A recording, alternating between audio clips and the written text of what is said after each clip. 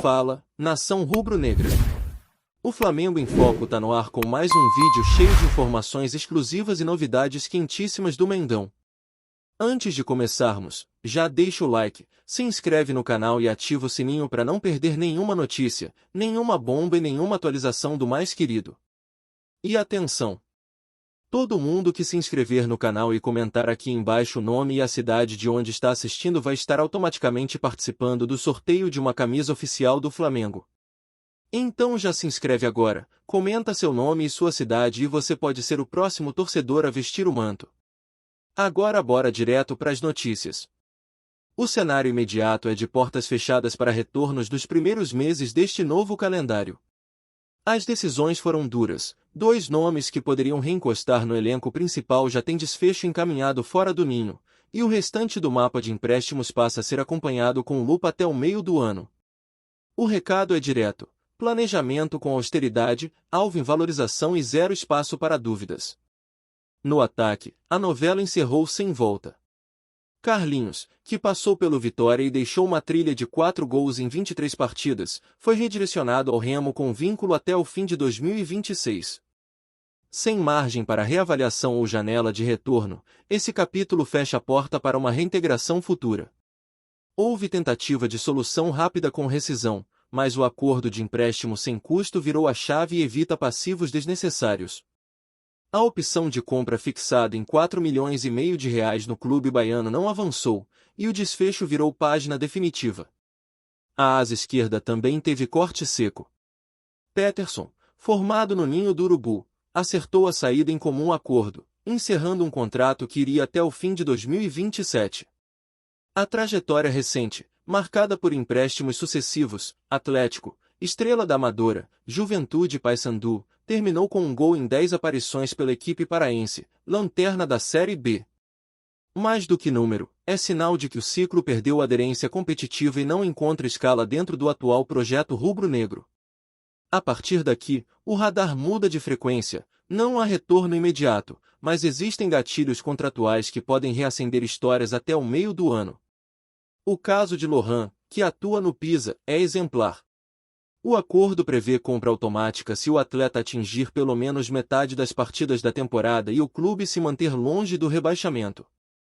O meia, com 19 anos, soma 7 aparições e um gol, indicadores iniciais que colocam pressão sobre minutos e desempenho.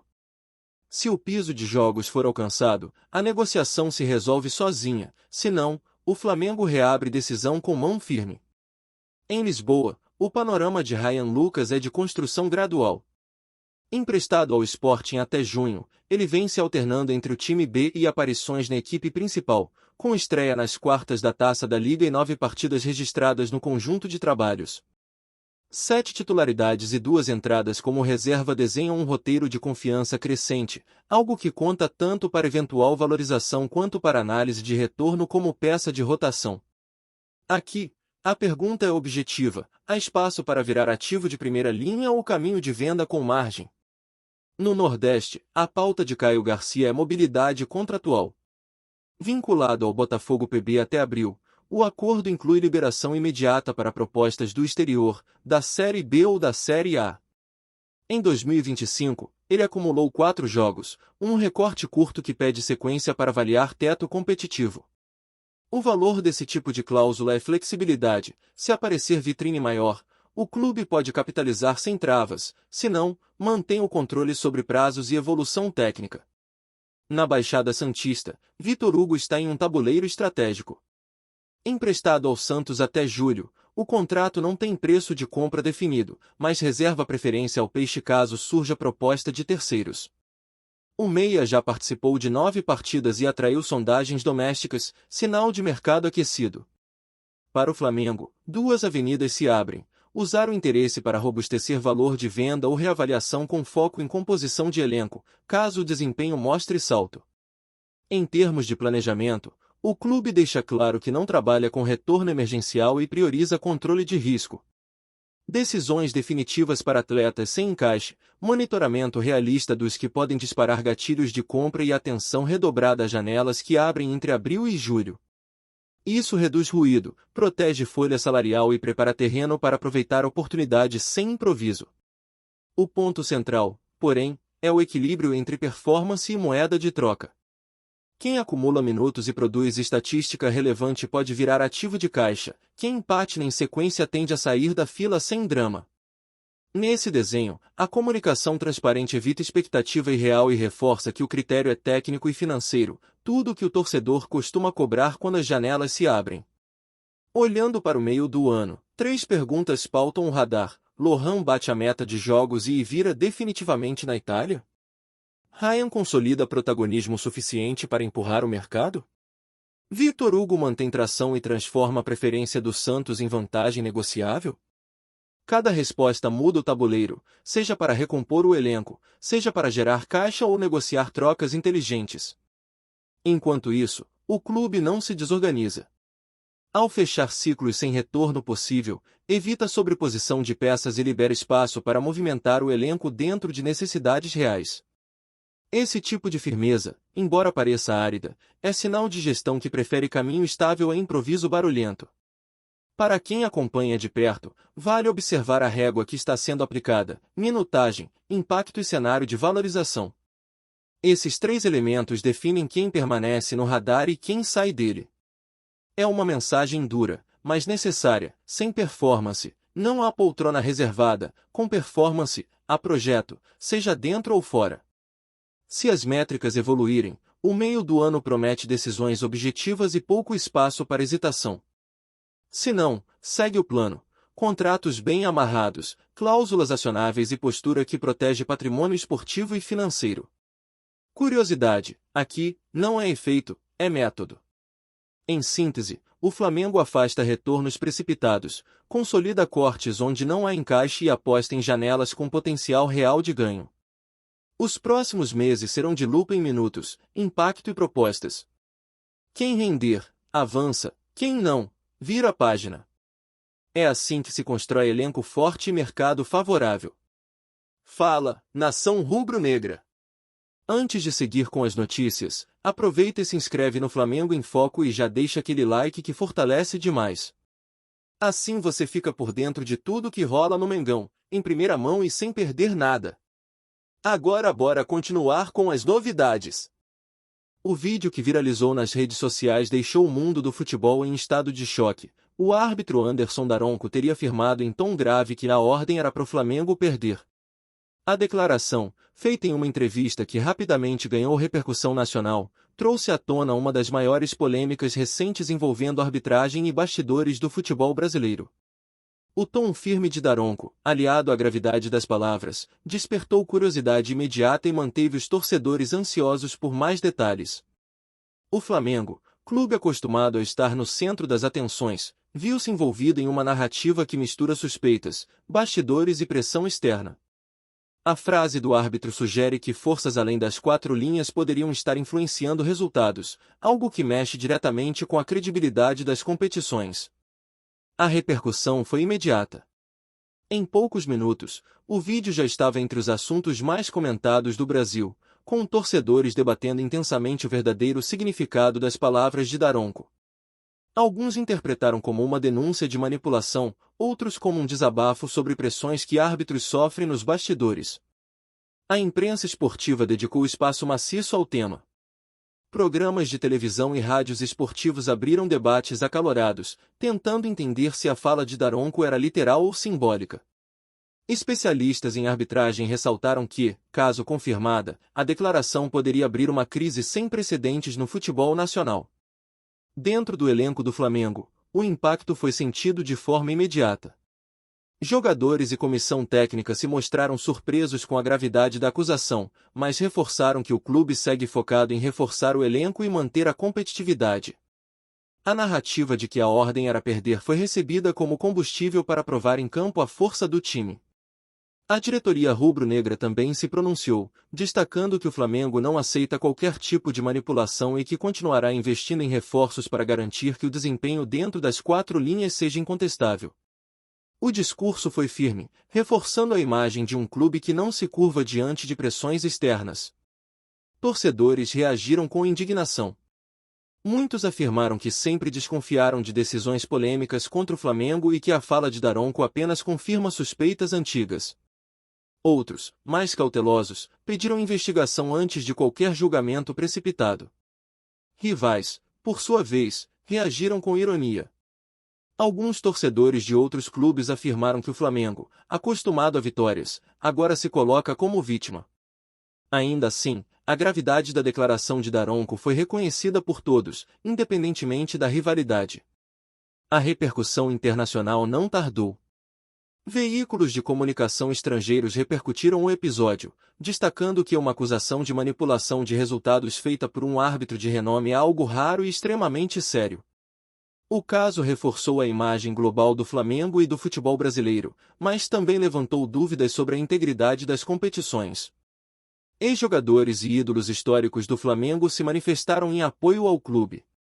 Muitos destacaram que a fala de Daronco precisa ser investigada com rigor, mas que o Flamengo deve seguir focado em reforçar seu elenco e provar em campo que é capaz de vencer qualquer adversário. Especialistas em ética esportiva ressaltaram que o episódio pode abrir espaço para mudanças profundas na arbitragem brasileira. A necessidade de transparência e independência foi apontada como fundamental para recuperar a confiança dos torcedores e dos clubes. No Rio de Janeiro, o clima foi de revolta. Torcedores se reuniram em frente à sede do Flamengo para protestar contra possíveis manipulações e exigir respeito ao clube.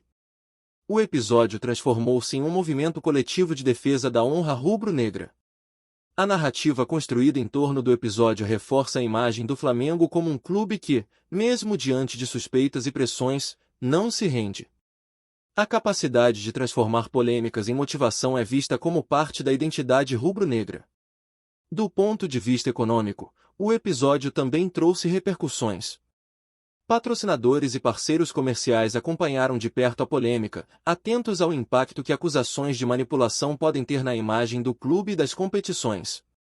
Dentro do elenco, a resposta foi clara: reforçar o time é prioridade.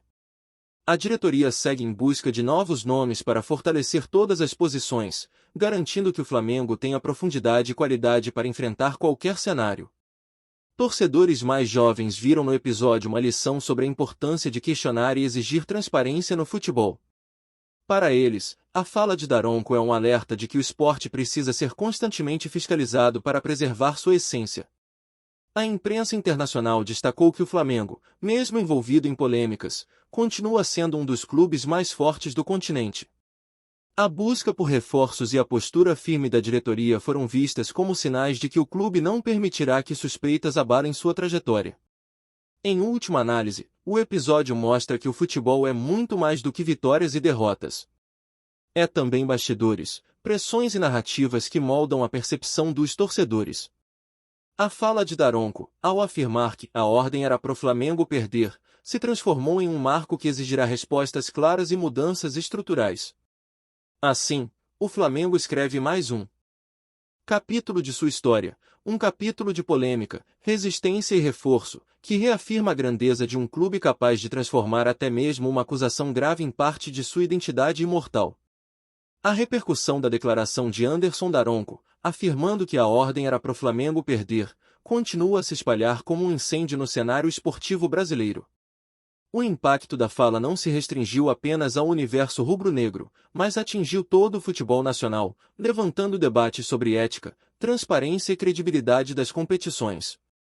Entre os torcedores do Flamengo, o sentimento predominante é de revolta. Muitos afirmam que sempre desconfiaram de decisões polêmicas contra o clube e que agora, com a fala de Daronco, essas suspeitas ganham força. As redes sociais seguem tomadas por mensagens de indignação, exigindo investigações e punições severas para quem teria dado tais ordens. A imprensa esportiva continua a dedicar espaço diário para analisar os desdobramentos da polêmica. Programas de televisão e rádios esportivos promovem debates acalorados, com especialistas discutindo se a declaração de Daronco foi literal ou se tratou de um desabafo sobre pressões externas. Essa análise constante mantém o assunto em evidência e alimenta ainda mais a curiosidade dos torcedores. No cenário internacional, veículos de comunicação também repercutiram o episódio. Portais europeus e sul-americanos destacaram que uma acusação de manipulação de resultados feita por um árbitro de renome é algo raro e extremamente sério. Isso reforça a ideia de que o caso pode ter consequências que ultrapassam as fronteiras brasileiras. Ex-jogadores e ídolos históricos do Flamengo se manifestaram em apoio ao clube. Muitos destacaram que a fala de Daronco precisa ser investigada com rigor, mas que o Flamengo deve seguir focado em reforçar seu elenco e provar em campo que é capaz de vencer qualquer adversário. Suas declarações ajudaram a consolidar o clima de união entre torcida e elenco. Torcedores rivais reagiram com diferentes tons. Alguns ironizaram o episódio, afirmando que o Flamengo se coloca como vítima.